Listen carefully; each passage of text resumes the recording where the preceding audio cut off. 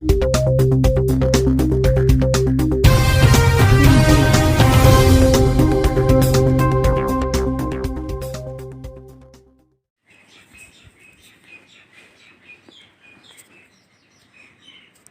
friends, welcome back to our YouTube channel. Hope you all are fine. In previous video we talked about Adorno's dialectical law of enlightenment, and in today's video we are going to learn about Foucault's knowledge and power concept. Let's start our topic without any further delay of time. जो knowledge power है यह हमें one of the fundamental concept देखने को मिलता है Michael फोकाल्ट का। और हम नॉर्मली सोचते हैं कि जो पावर और नॉलेज है यह हमें टू सेपरेट कंसेप्ट देखने को मिलते हैं। जैसे कि हम सोचते हैं कि जो पावर है यह हमें पॉलिटिकल कंसेप्ट देखने को मिलता है और जो नॉलेज है यह हमें एपिस्टेमोलॉजिकल कंसेप्ट देखने को मिलता है। और मेनली हम रिलेट करते हैं इन कंसेप्ट्स को विद द ट्रूथ और पेडागोगी और टीचिंग और and education. But according to Foucault जो पावर और नॉलेज है यह हमें लिंक्ड देखने को मिलते हैं, जो कि इम्पॉसिबल है सेपरेट करना एक दूसरे के साथ। और ये जो कंसेप्ट्स हैं ये कोई भी सेंस नहीं बनाते हैं जब इनको हम सेपरेट करते हैं एक दूसरे के साथ। हेंस अकॉर्डिंग टू फोकाल्ट जो पावर और नॉलेज है यह हमें कोजॉइनर देखने को मिलते हैं into the one single concept, जिसको हम कहते हैं एज पावर नॉलेज। और फोकाल्ट के अकॉर्डिंग जो नॉलेज है वो टेक प्लेस होती है, ऑरिजिनेट होती है विद रिलेशनशिप ऑफ नेटवर्क्स और पावर रिलेशनशिप से, जो कि अलो और हेल्प करते हैं नॉलेज को, और जो कि अलो और हेल्प करते हैं नॉलेज को उसकी एग्जिस्टेंस के लिए and also for the true acceptance of the true knowledge. दस फोकाल्ट के अकॉर्डिंग जो नॉलेज होती है वो ऑरिजिनेट होती है फ्रॉम पावर रिलेशंस। और ये जो पावर रिलेशंस हैं यह हमें फर्स्ट प्लेस देखने को मिलते हैं नॉलेज के लिए, जहाँ से नॉलेज ऑरिजिनेट होती है। फॉर एग्जांपल जो साइंटिफिक नॉलेज है वो उसको ऑरिजिनेट किया जाता है, प्रोड्यूस किया जाता है in well funded academic institutions में for profit corporation government. Then उसके बाद जो नॉलेज है वो स्प्रेड होती है थ्रू इट्स ओन विजिबल और इनविजिबल पावर रिलेशंस में एज वेल एज इकोनॉमीज और स्ट्रेटास में। सिमिलरली जो पावर है यह हमें डिस्ट्रीब्यूटेड देखने को मिलता है between upper management, middle management as well as between the various branches of government. For example अगर हम अमेरिकन पॉलिटिकल सिस्टम की बात करें, सच जैसे कि हम एज्यूम करें कि जो पावर है वो डिस्ट्रीब्यूटेड हमें देखने को मिलता है under the political system between faculty और पॉलिटिकल एडमिनिस्ट्रेशन। इसी तरह हम एज्यूम कर सकते हैं कि जो पावर का डिस्ट्रीब्यूशन है बिटवीन फैकल्टी, स्टूडेंट्स और एडमिनिस्ट्रेशन एट यूनिवर्सिटी, यानी हमें यूनिवर्सिटी में पावर की डिस्ट्रीब्यूशन देखने को मिलती है, वेदर वो चाहे पॉलिटिकल सिस्टम हो या एजुकेशन सिस्टम हो। फ्रॉम ए लार्ज एक्सटेंट जो पावर रिलेशनशिप होती है वो डिफाइन करते हैं एजेंडाज, रूल्स को, जो कि एक ऑर्गेनाइजेशन को ज़रूरी फॉलो करने होते हैं। वेदर ये रूल्स और एजेंडाज रिसर्च रूल्स या ऑर्गेनाइजेशनल एजेंडाज हो, ऑर्गेनाइजेशनल एजेंडाज, इनको मस्ट फॉलो करना पड़ता है एक पर्टिकुलर इंस्टीट्यूशन या ऑर्गेनाइजेशन में, वेदर वो पॉलिटिकल इंस्टीट्यूशन हो या गवर्नमेंट इंस्टीट्यूशन हो। दस ये जो एजेंडास और अटरेंसेस या रूल्स होते हैं या जो व्यू पॉइंट्स होते हैं ये मेनली एक्सेप्टेड किए जाते हैं विद इन एनी ऑर्गेनाइजेशन, जिनको मैसेज किया जाता है, इन्फॉर्म किया जाता है through organisation towards the others. Thus ये जो एजेंडास, अटरेंसेस और व्यू पॉइंट्स या रूल्स होते हैं इनको मे बी इंक्लूड और एक्सक्लूड किया जाता है from the domain of truth और knowledge within a specific context. So जो एक्सेप्टेंस होती है इन एजेंडास, व्यू पॉइंट्स या रूल्स की, ये डिस्क्राइब करते हैं system of relationship between power and knowledge. As I already mention कि जो सिस्टम ऑफ पावर और रिलेशनशिप का होता है, वेदर वो गवर्नमेंटल हो, एकेडमिक हो या कल्चरल हो या कॉर्पोरेट हो या साइंटिफिक सिस्टम हो, सभी जो सिस्टम्स हैं उनके अपने उन जस्टिफाइड और कम्प्लेक्स वेब ऑफ बिलीफ्स होते हैं जो कि उनको फॉलो करते हैं, मतलब जो कि वो फॉलो करते हैं या जो कि उनको फॉलो करने होते हैं, उनको कंसिडर किया जाता है एज ट्रूथ्स और एज नॉलेज। और under these web of beliefs जो लोग होते हैं वो पॉजेस करते हैं अपने various ranks, rules with in the particular context. और यह हमें इम्पॉसिबल देखने को मिलता है सेपरेट करना इन वेब ऑफ बिलीफ्स को from the power of system beliefs, such as जैसे कि मॉरल प्रिंसिपल्स होते हैं। और ये जो वेब्स होते हैं ये प्रोसीड आउट करते हैं रिलेशनशिप्स को, जो कि ज़्यादा डीपर और जिनके लिए म्यूचुअल अंडरस्टैंडिंग और म्यूचुअल डिपेंडेंस की ज़रूरत पड़ती है। दस अकॉर्डिंग टू फोकाल्ट जब हम डील करते हैं विद पावर और नॉलेज, हम रियली डील करते हैं with power knowledge but as a single और one concept as vast web of power and system of knowledge. और ये जो वेब ऑफ पावर और सिस्टम्स का होता है यह हमें इनडायरेक्टली एक्सप्रेस्ड देखने को मिलती है with in the any particular society, context और इंस्टीट्यूशन, जो कि इंडिविजुअल्स ऑटोमेटिकली अडेप्ट करते हैं। फोकाल्ट के कंसेप्ट ऑफ पावर को अंडरस्टैंड करने के लिए नॉलेज का यह हमारे लिए ज़रूरी बनता है कि हम अंडरस्टैंड करें कि जो फोकाल्ट थे वो फोकस करता था on the bottom of power relationships पे, फौकॉल्ट के अकॉर्डिंग जो टॉप डाउन रिलेशनशिप्स होती हैं पावर की, वो हमें मोनार्क सिस्टम में देखने को मिलती हैं, लाइक किंग क्वीन और उनके फॉलोअर्स के बिटवीन। और इनके जो फॉलोअर्स या सब्जेक्ट्स होते हैं वो खाली फॉलो करते हैं agendas rules of their monarchs.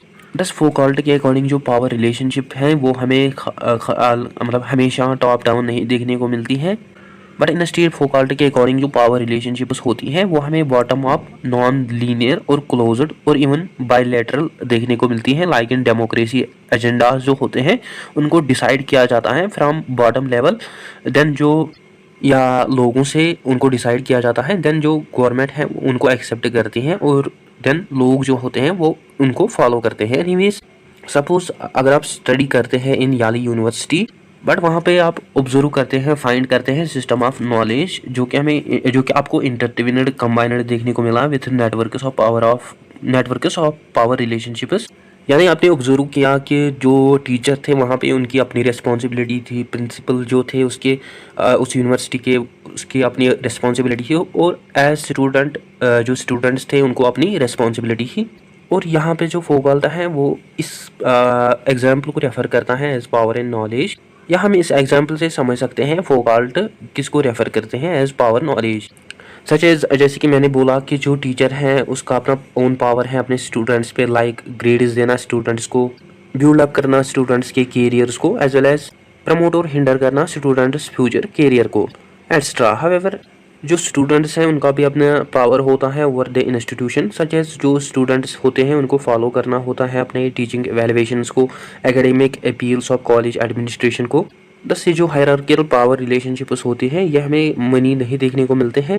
In other words ये हमें ओवरलैपिंग पावर रिलेशनशिप्स नहीं देखने को मिलती हैं overall all directions, but in state की जो हायरार्कियल पावर रिलेशनशिप होती है ये हमें बॉटम अप देखने को मिलती है, यूनि डायरेक्शन देखने को मिलती है extra.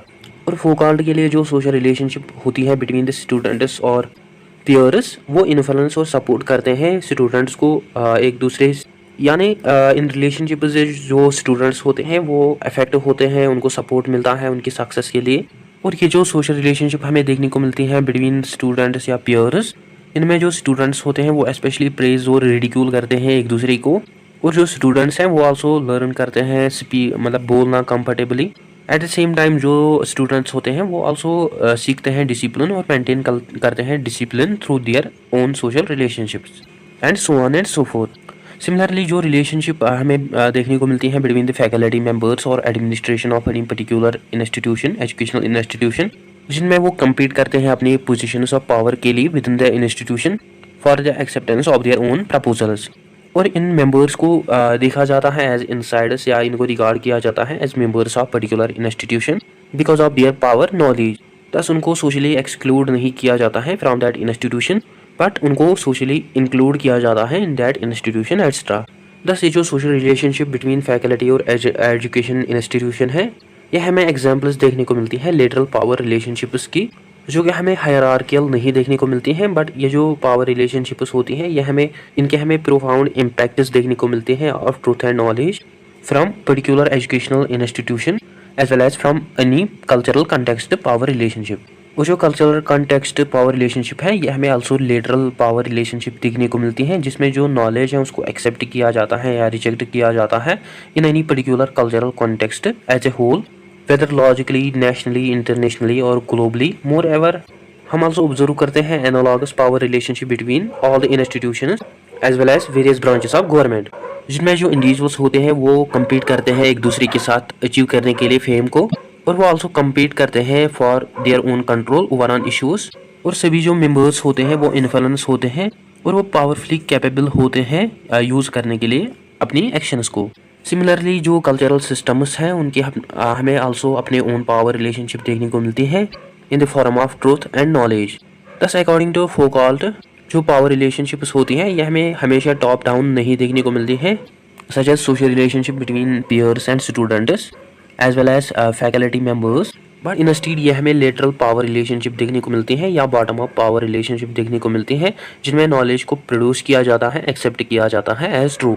Anyways, throughout the history of philosophy as well as political philosophy, इनमें also recognize किया जाता है relationship between power and knowledge, such as जो प्लेटो है फॉर एग्जांपल वो मेंशन करता है कि जो अंडरस्टैंड करते हैं कॉन्सेप्ट ऑफ जस्टिस को बेटरली वो बेस्ट रूलर बन सकते हैं और वो रेस्पॉन्सिबिलिटी ले सकते हैं पॉलिटिकल पावर के, जो कि आल्सो यूज करेंगे अपनी पावर को मोर एक्यूरेटली। सिमिलरली जो एरिस्टोटल है वो मेंशन करता है कि जो करेक्ट यूज होता है पॉलिटिकल पावर का और गवर्नमेंट का, वो हमें फॉरम देखने को मिलती है प्रैक्टिकल प्रॉब्लम सॉल्विंग की। सिमिलरली जो मॉडर्न पॉलिटिकल फिलोसफर्स होते हैं such as Thomas Hobbes works, C.F. Leviathan, John Locke's work, Second Treatise of Government, and Jean Jacques Rousseau's work, Social Contract। ये जो वर्क्स हैं ये हमें आल्सो बेस्ड ऑन देखने को मिलती है ह्यूमन रैशनैलिटी पे as well as human history पे, और इन वर्क्स को आल्सो यूज किया जाता है for political purposes for the construction of political reality for human beings with the help of human reasoning. While जो फौकॉल्ट है वो हमें फर्स्ट फिलोसफर नहीं देखने को मिलता है जो कि ड्रा करता है connection between power and knowledge और ट्रूथ एंड इन्फ्लुएंस, बट जो फौकॉल्ट है ये हमें फर्स्ट फिलोसफर देखने को मिलता है जो कि बिलीव करते हैं कि जो पावर नॉलेज है ये हमें सिंगल और कॉम्बाइनड कंसेप्ट्स देखने को मिलते हैं, जो कि उसके अकॉर्डिंग हमें इनसेपरेबल कंसेप्ट्स देखने को मिलते हैं। उसका मतलब है कि अगर हम बात करेंगे पावर की तो हम उस टाइम बात करेंगे आल्सो नॉलेज की।